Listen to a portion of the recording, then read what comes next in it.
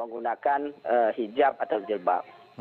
Ja- Oke, berarti jadi masih hanya berlaku di bandara, Pak ya? Iya. Dan di luar tentu saja, di luar bandara. Tapi di penerbangan belum ada aturannya. Tapi di bandara sendiri sudah ada aturan yang jelas-jelas menyebut di bandara itu tidak, Pak? Gimana? Di dalam peraturan yang Anda gunakan untuk mewajibkan menggunakan hijab itu. Wajib itu kan di daerah Aceh, Dinda. Kamu susah kali ngertinya. Bukan, Anda tidak mau menjelaskan kepastian ini wilayahnya di mana, karena orang bisa dirazia di mana saja dan Anda bisa berlaku-laku sewenang-wenang begitu.